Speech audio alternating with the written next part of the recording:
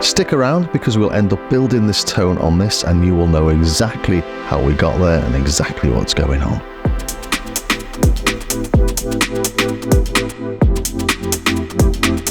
All the synth sounds you can hear in this track were made as a prep for this video. They're simple but really effective, and if you haven't got any idea about how you might go about creating these, you will by the end of this tutorial. So stay tuned and get ready to learn all the basics you need to understand how to program pretty much any synth.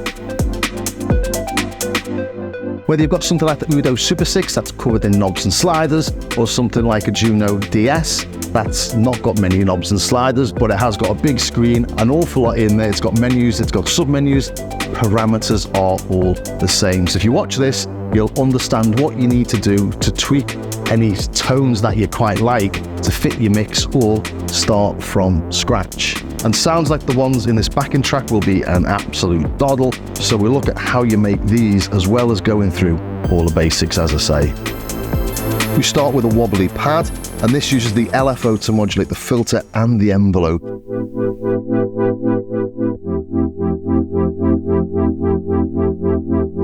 And we've got this little arpeggio doing something like this. We've got a nice fat bass.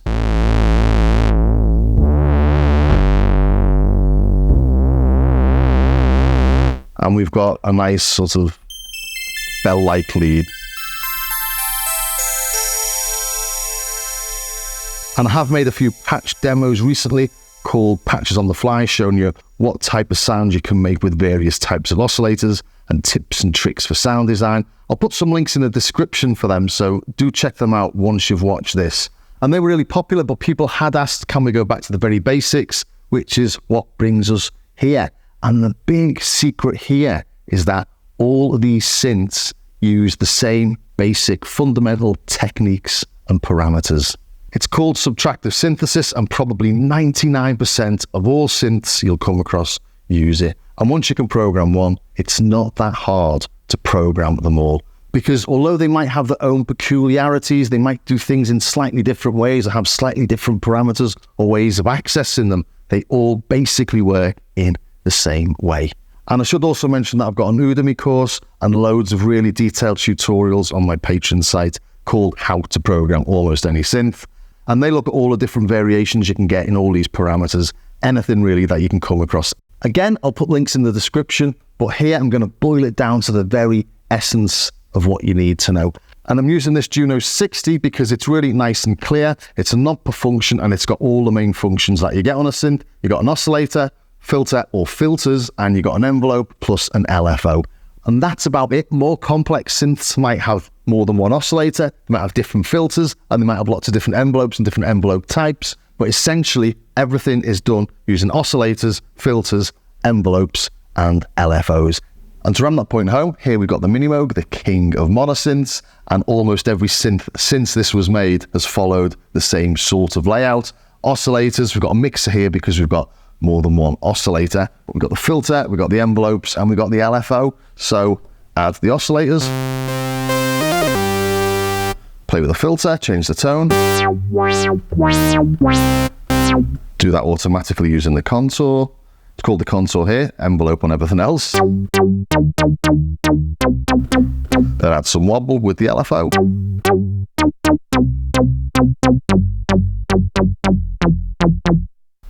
Great. Everything looks slightly differently. We've got different waveforms we can select there. We've got oscillator tune in there. Obviously, we've got the mixer in the middle. But it's all essentially the same. The way you add modulation, for example, we've got these switches here. We've got these switches here to modulate the filter. All this will become a little bit clearer later on. The envelopes are slightly different. We've got an ADS envelope rather than an ADSR envelope we have on most things. We can add the R by clicking in this. So every synth you have to get the manual out maybe, and you have to understand exactly the peculiarities of each synth. But essentially, oscillator, filter, envelope, LFO. In fact, you don't even need the LFOs. Something like a TB303, which makes all those acid sounds, doesn't have an LFO. It's not necessary, but we will look at it because it's called modulation, and modulation is essentially a fancy way of saying wiggling knobs without wiggling them yourselves. So when you see synths and they've got lots of sections on them on the front panel, Lots of that is to do with modulation. Here, we've got the LFO and we've got the envelope, but nothing more than that. So it keeps it nice, crisp, simple, and easy to understand. The other things that you get on synths are effects. We've got a little chorus there, and you get arpeggios and you get sequencers, but I'm not really going to look at those in too much detail, if at all. The main thing I want to focus on is the sounds and how you build the sounds. So starting off over here with the oscillators. The oscillator is essentially the sound source. It could be analog oscillators like this. It could be samples. It could be wavetables. There's all sorts of different types of oscillators. Every synth or every sampler needs at least one. On this, we've got one. It's called a DCO, and that's a digitally controlled oscillator. It's an analog oscillator, but it's digitally controlled. Sometimes they're called VCOs. That's a voltage-controlled oscillator. Sometimes they're called wavetable. There's lots of different words for it, but your synth will have something like this. It can't make sounds without it. On this, we've just got two really simple shapes. We've got a pulse and we've got a sawtooth, and you'll find them on every analog synth. It's the sort of thing analog circuitry can make, and these are really simple tones, but we take the tone and then we filter it and then we adjust it with the envelope. So listening to the tone to start with, that's the sawtooth sound, and this is the square. So you can hear straight away they're slightly different. They've got different harmonics in them and they make different tones. It's a bit fluty, but big, fat, thick basses. And the sawtooth has got a few more harmonics in there, but makes it nice for strings and brass. If you want to do brass sounds, I hate them personally, but it's pretty much the foundation for thousands and thousands of tones. As I say, I've got a demo showing what you can do with the sawtooth, so watch that. We can mix these, and we can add the sub-oscillator. Sub-oscillator plays exactly the same note, but an octave or 2 octaves lower. So that sounds like there's two things playing, because the sort of is, but that's what you get nice big fat basses from as well. Take the sub out, bring it in.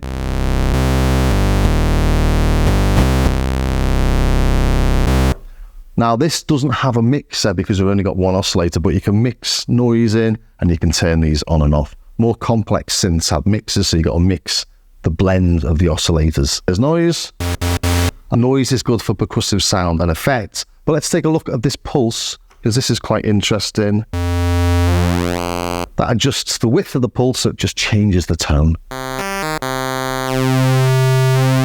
Now this is almost like lesson number one, not touching anything else. The filters are clean open. The envelope's not really doing anything. We've just got it turned up.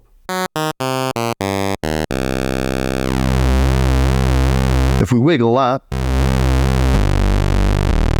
we're modulating the width of that pulse. That's called pulse width modulation. And if we do that automatically using the LFO,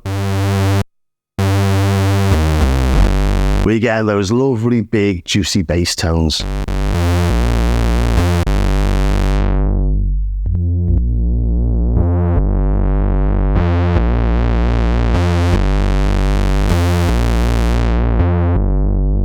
And all that's doing there with the LFO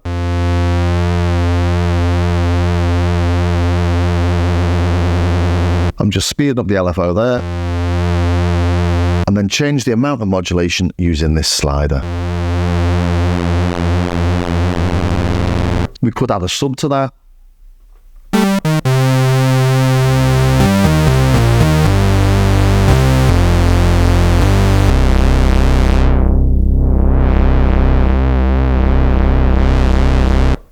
But really what I'm trying to get across there is that we've got the basic sounds come from the oscillator. You can blend them, you can change them, you can mix them, but that's where you get your sounds from. If you've got a mixer, make sure you turn up the sounds in the mixer, obviously, otherwise you won't hear anything. But then we move into the filter. Now the filter's there to change the tonality of that sound. If we go back onto just something like the simple sawtooth sound,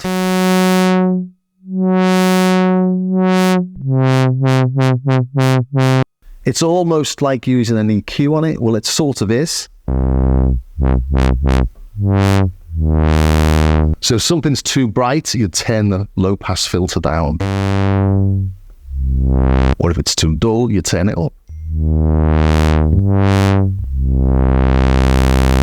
The most common sort of filter is called a low-pass filter, and that's what we've got here. It's called the VCF, voltage controlled filter. You've got low-pass filters, high-pass filters, band-pass filters, notch filters, and if you've got a soft synth, you might have a whole range of filters based on filters from different synths. But essentially, every single subtractive synth, which is what this is, has a low-pass filter.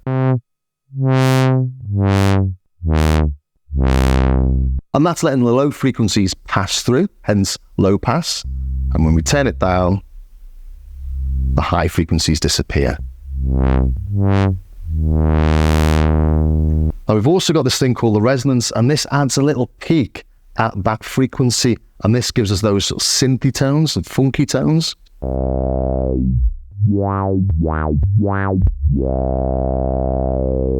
Turn that down,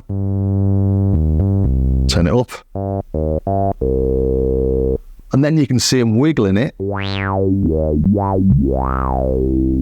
So we want to modulate that automatically using the envelope, which is what this is for here. So pretty much every filter section on every synth has got an envelope amount or something like that it's called. And that's to use the envelope to adjust this. And as I said earlier, modulation is just wiggling stuff automatically. So maybe look at the envelopes now quickly, because it's easy to understand what's happening if you know what an envelope is. So an envelope is something that adjusts stuff over time. And the most common type is what we've got here. It's an ADSR envelope, and that's attack, decay, sustain, and release. And it's really easy to see what's happening here. If all we've got sustain on, let's turn the filter up for now.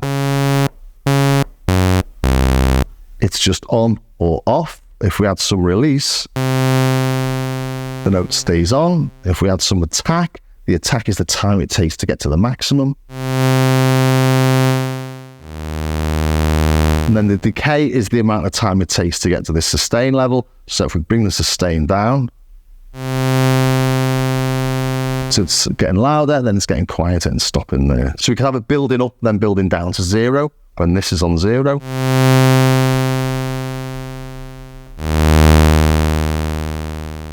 Or we could have no attack and a little bit of decay, and we get little snappy sounds.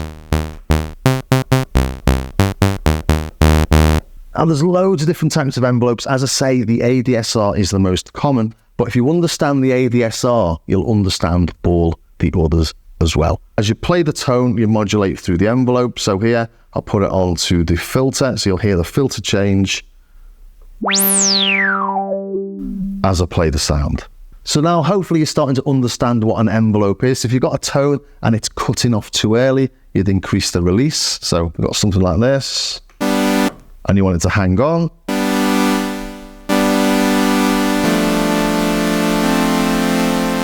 Or if you want it to come in slowly,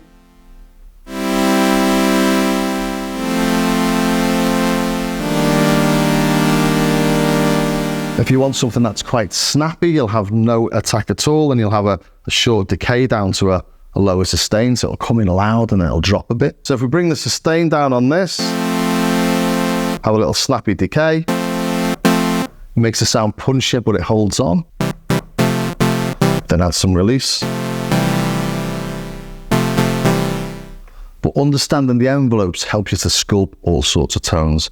So if we look at the filter again, let's make a little bit of an acid tone. So we add a little bit of resonance. So what we're doing here is we're automatically wiggling this knob. So if I take that down to... Now this is doing effectively what I was wiggling there.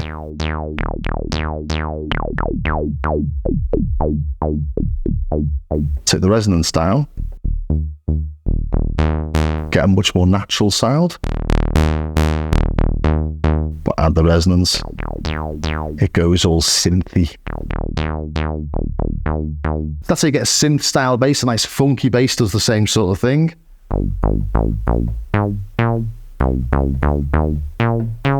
I'm using the sawtooth there, but we could use the pulse, make it sound a bit hollower.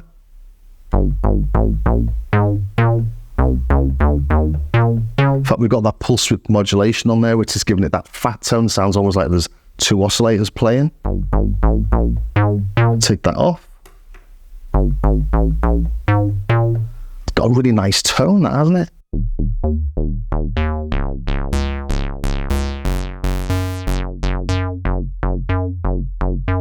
To get a fast sequence bass line, then we just keep that nice and snappy. Make it a bit less synthy. Make it a bit snappier. A bit too snappy.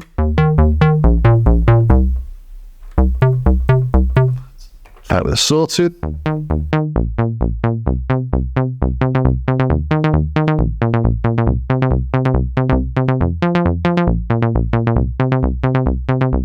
So just by exploring the filter a little bit and the envelope settings, you get all sorts of different tones. So from something really synth sounding like that, we go into the square again.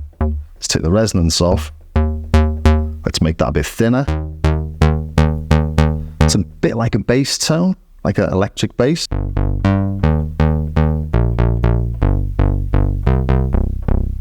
Might not sound like an electric bass to you, but I can assure you on my Alpha Juno, that was called an electric bass.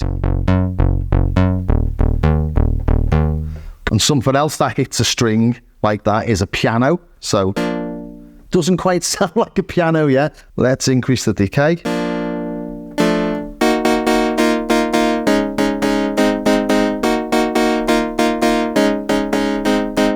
As I say, it's not going to sound exactly like a piano. Analog synths really aren't complex enough to do things like that, but it definitely gives you the flavour, and this is the typical 80s or very early 80s synth piano sound.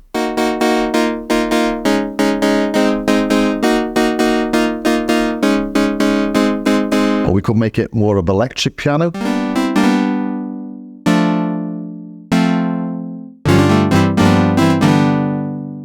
So what we're doing there is we're exploring the tones within the oscillators themselves, from the pulse to the thinner pulse to the sawtooth, and then we're playing around with the envelope to get really distinct sounds. So the envelopes are really important, and the filter, obviously, that's there to take away those really harsh tones. If I put the frequency of that up now,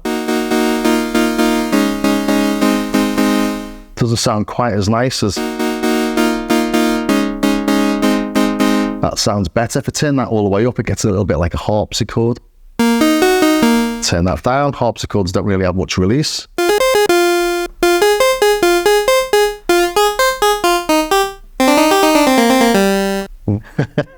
Nearly. And you can hear that's got a bit too much weight for it for a harpsichord. So we'll bring in the high pass filter, and the high pass filter chops out the low frequencies. So now there's less bass in there.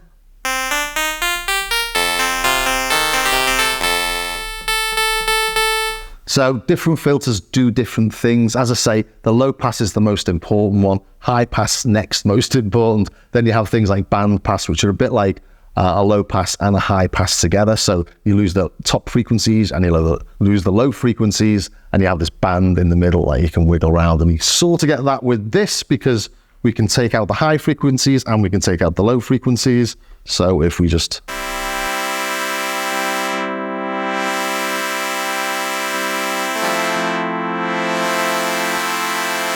Many don't even have a high pass filter, but why would you use that? If you've got like a thick, rich string, for example, you don't want it to muddy with the bass. So let's make a big, thick, rich string, shall we? So we'll go to the pulse width modulation trick I showed earlier. So that was this big fat bass. We're going to turn that big fat bass into a nice mellow pad. Already sounding quite nice. Drop off some of the high frequencies.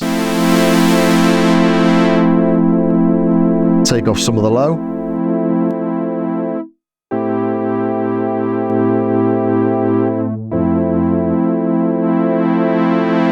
You can hear that wow, wow, wow, and that's the pulse width.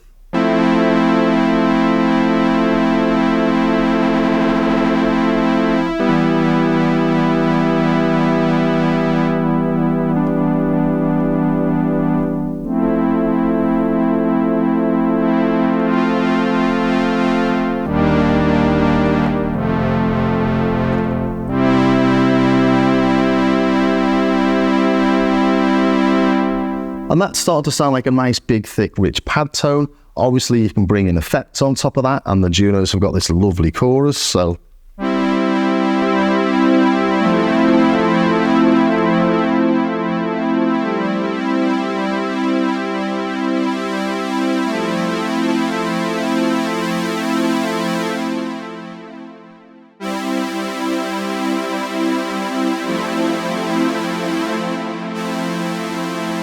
So you can hear the massive difference they're bringing in the effects, and that's why most modern synth, I think all modern synths really, have got effects built in, because reverbs, choruses, delays really take it into sounding much more lush than the synth tones on their own. Lots of the times you'll hear something and think it sounds absolutely amazing, and actually most of that is the effect, because the initial tone is coming from something not too dissimilar to what we've got here.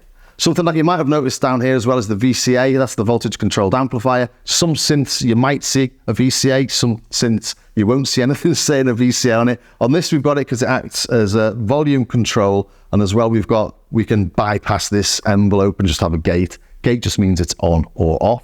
So if we've got this here now, we've got a long release. If we put it onto the gate, now it'll just be on or off. And I'll show some of the two envelopes in a minute just to give you an idea. That's got two envelopes. Don't know how many that's got. It's probably got about 50 in there. And down there I've got the Jupiter 4. That's a very old synth as well, and that's got two envelopes. But this is nice and simple.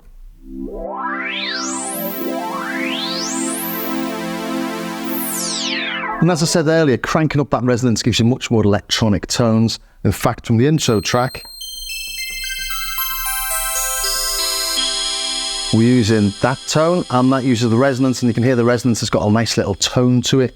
And in fact, lots of synth have this trick whereby if we use the keyboard to track the filter frequency, so as you move up the keyboard, this goes up, you can actually play the filter like an oscillator, which is a particular trick of this, but lots of other synths do it as well. Turn the resonance all the way up. If we turn this down, nothing's modulating it. So it's just stuck on this position. If we turn this up, and this is the sort of all sorts of beautiful analog synth goodness. We turn these on, for example.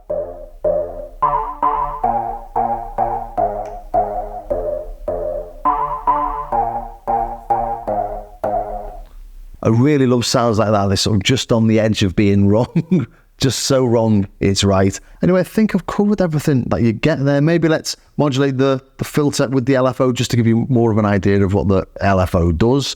So we've only heard it on the PWM for the minute. Let's put it onto this sound here actually.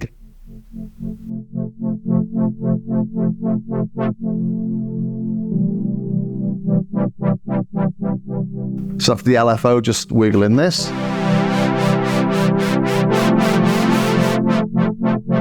Make it faster.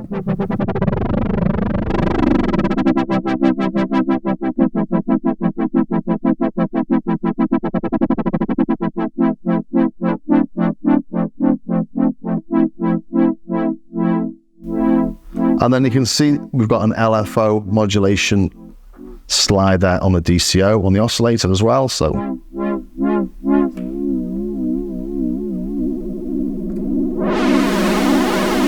that's modulating the frequency of the oscillator.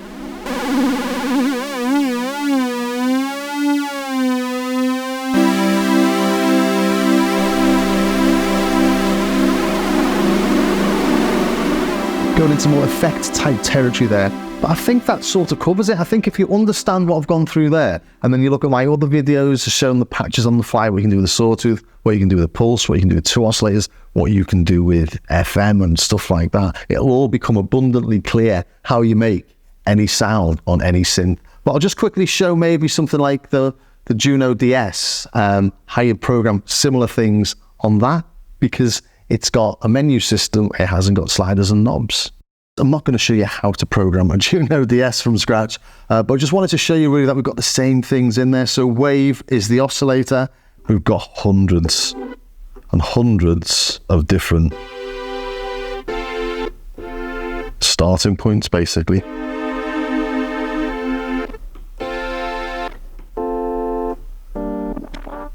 I don't know how many there are. This goes to thousands, I think. So coming out of that, going back up to the top menu, here we've got a peculiarity of this synth. If we look at here, we've got 1, 2, 3, 4 different synth voices that we can play at the same time. So this is the way it structures that. That's to do with DS. But again, it's just 4 voices that are doing the same as everything else. We've got the pitches. We haven't actually got a pitch control on the Juno because you only got the single oscillator. So you don't have any way of detuning it from another oscillator. But most synths have tune. I'll show one in a second. But then you've got pitch envelope. We know what an envelope is. There's the envelope shape. We can change the amount of that using the velocity.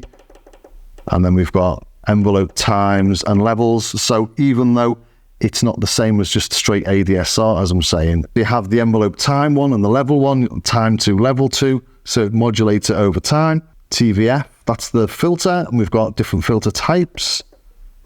So this is a low pass. If we got resonance.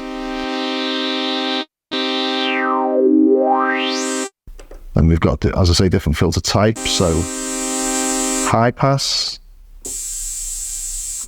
Change the cutoff. This should all be familiar territory to you now.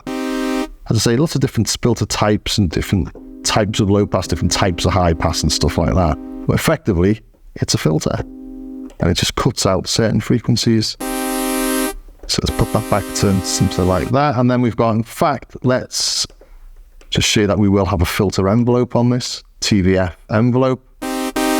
So let's put the envelope depth on. So we'll turn the filter down.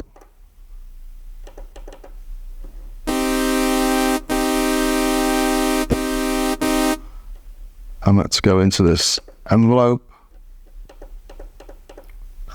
curve types, velocity sensitivity, envelope times. Where's the levels? Level 1, so let's turn level 2 down. Turn level 3 down as well. Let's turn envelope time 2 up.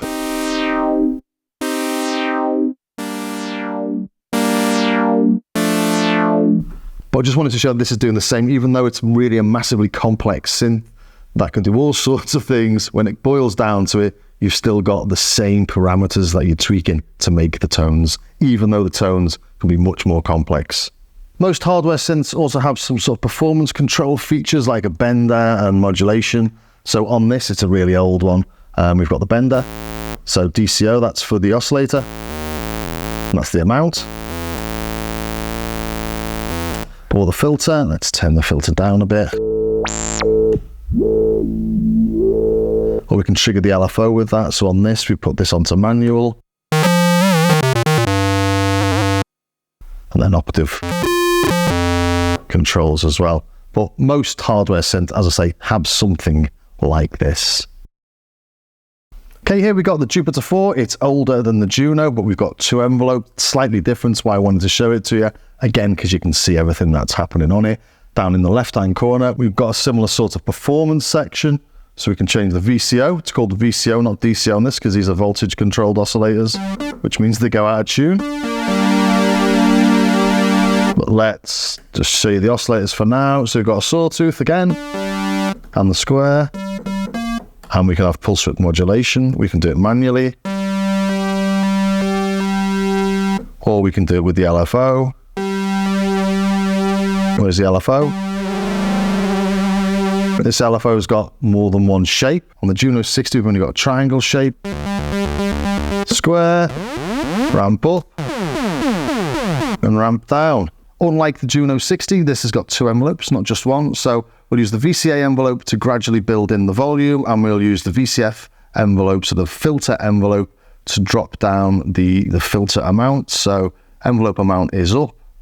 This is going to come in straight at the highest level, and this is going to build to the highest level. So we should get the resonance sweeping down and the VCA, so the volume building up.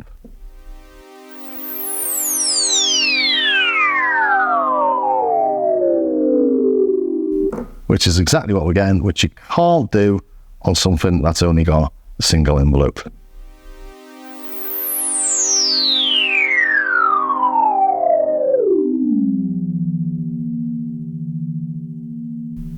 On the left-hand side down here, again, we've got the performance section, so we can modulate the VCO, the VCF, so that's the oscillator or the filter. But once you know what the VCO is, the VCF is, the VCA is, once you know what an LFO is, and once you know how they all work together, you can get to grips with anything.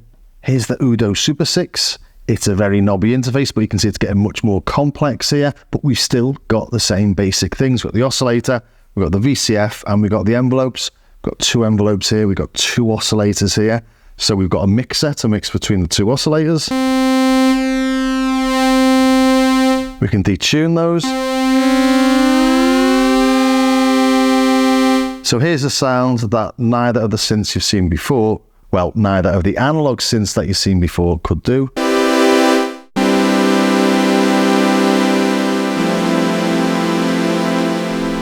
Because when you hit one key, you're getting 2 notes.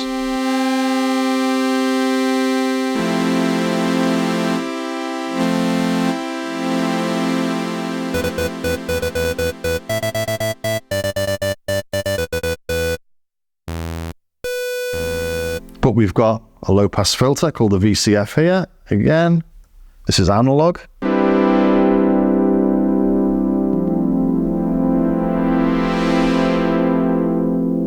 Let's use envelope 1 to do that little wiggle.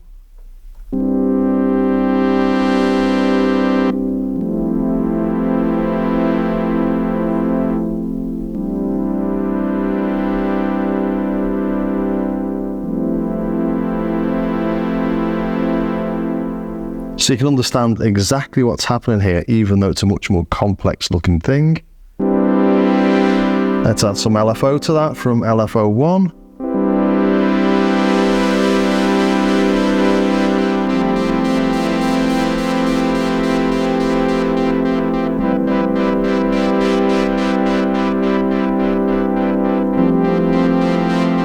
We've got a high pass here as well. Let's flick that in so it's not as muddy. Might fit better in the mix. That's some resonance perhaps. You often lose volume when you add resonance to a low pass filter. You might have noticed it with the other synths I've been playing.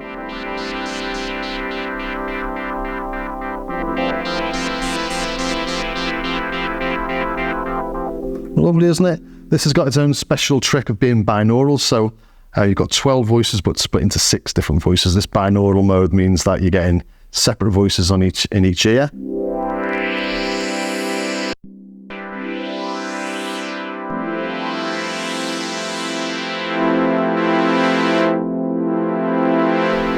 And it's got this super DDS detune.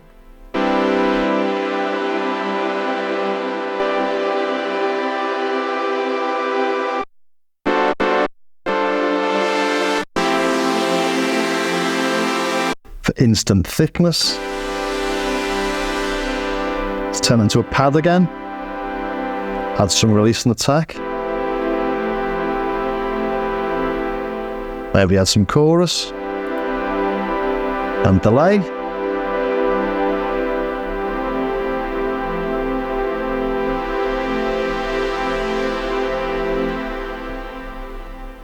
Down here we've got performance section again, so we've got 2 LFOs here, we've got LFO up there and we've got an LFO down here as well. This second LFO we can bring in as we're performing, or you can just have it in all the time, but we can see it goes to the VCF or the DDS. So the oscillators here are called DDS because they're digital oscillators, and that's just, I think this is the only synth that calls them DDS. But let's put this on all the time. So the VCF, so the filter will now be modulated by this, the rate of that blinking light.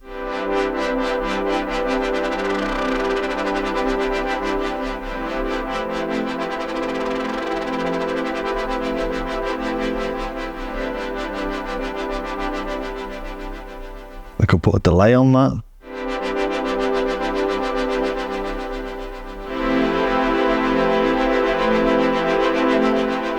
We had delays on all the other LFOs I think we've seen so far today as well. What we can just do when we trigger it.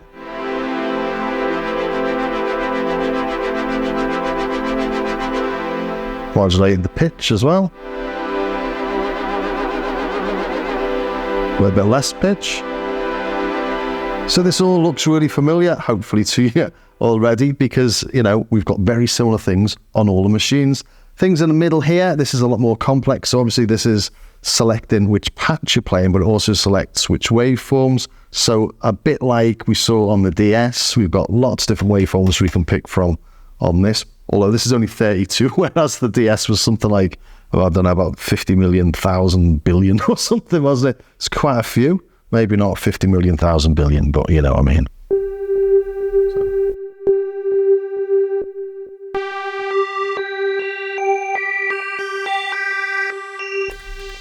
So different starting points again.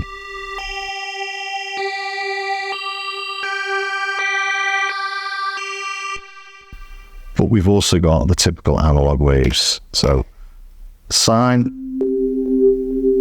triangle, so it's a sawtooth, square, and a triangle, and noise. So again, super familiar. Things this can do again is the DDS2, so the second oscillator can go into LFO mode. So when you're modulating something with DDS2, with oscillator 2, it's like an LFO. Let's take this off here just to show you. Let's modulate this with DDS2. So that's an audio rate, that's going really fast because that's in audio rate at the minute, but we'll put that onto LFO mode.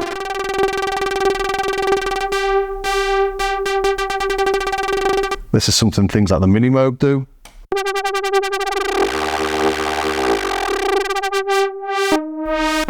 If you want a third LFO. And then here we've got modulation routines as well. So all these are modulation sources. So things that will wiggle other things. So like LFO 1's in there, envelope 1's in there, the velocity's in there, aftertouches in there. Aftertouches, when you hit a key and then push it harder, it will do different things depending on what you set it to do, obviously. But you set up your modulations on this by, let's take that off.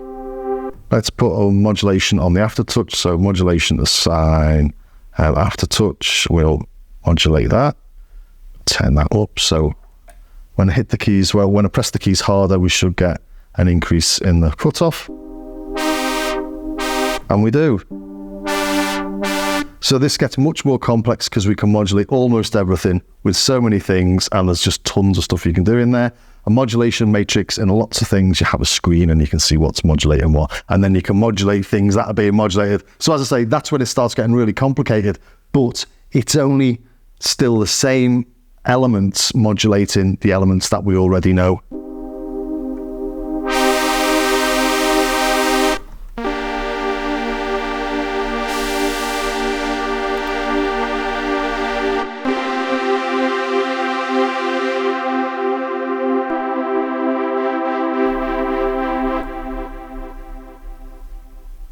So I'm hoping that watching this now, you might have looked at this synth in particular at the start of this and thought, no idea what on earth is going on there. And now quite a complex synth, well, very complex when you get really into it.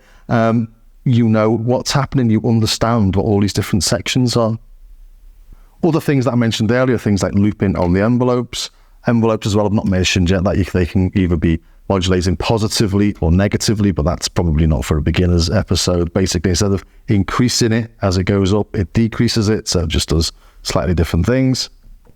But if we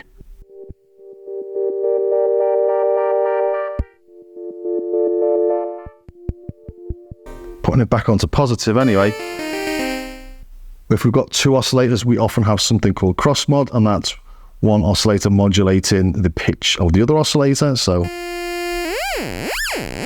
and that's because this is on LFO mode. Let's turn that into an audio rate modulation.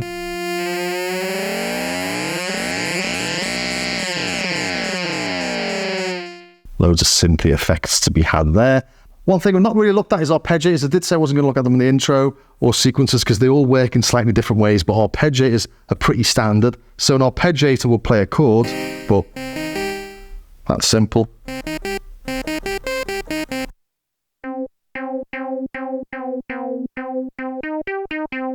Okay, so an arpeggiator, as I say, will play like when you've been learning the piano, we go arpeggios instead of that. So if we put this on, got different modes, that's up, down, up and down. So this is Stranger Things type.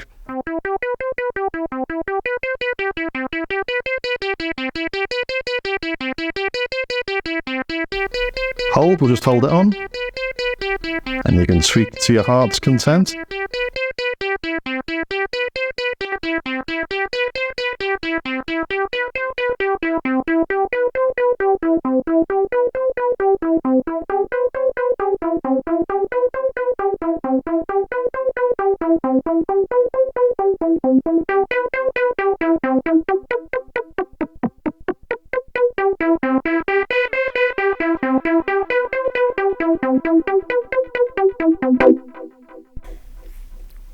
So yeah, looking at this now, what I'm really hoping is that if you've watched this video all the way through, you will now look at this and understand what it is. If you were looking at a basic synth tutorial, you'd have probably looked at this half an hour ago and thought, what on earth do all those knobs and sliders do? And now hopefully it's all become clear. We know what the oscillators are, we know what the filter is, we know what the envelopes do, we know what the modulation section or the performance section does, we know what the LFOs will do.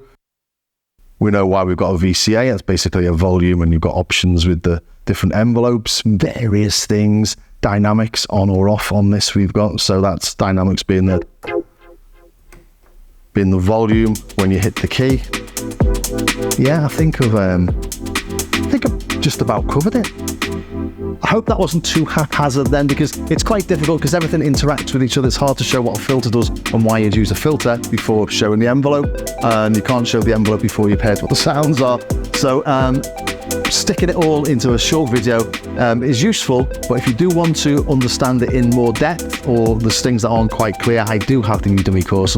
This video isn't to sell these courses, by the way, and I do have stuff on my Patreon, like I say, over 20 hours. So there's videos there just on envelopes and all the different types of envelopes and how you can use them. There's videos on the different types of filters, different types of oscillators, what a wavetable is and stuff like that. So if you really want to get into it, just join my Patreon. It's like $3 a month or something like that. Well worth it if you're really into it, but hopefully if you're not into getting into any more depth, that will give you a really good basis. So as I say, hope that was of some use to somebody somewhere. If it was, please think about subscribing, ring the bell, join me over on Patreon. This channel is funded by my wonderful patrons who, for, as I say, about $3 a month or £3 a month, get access to patches, samples, and all those tutorials. Also, do take a look at my starskycar.com website. Again, I've got patches, there's stuff for free, there's stuff to buy, and like I always say, do try and pick up some of the cheaper bits even, because it really does all help to support the channel. And thanks for staying to the very end. If you do want to see more about modulation or anything else, do let me know in the comments and I'll see what I can do. So I'll see you next time.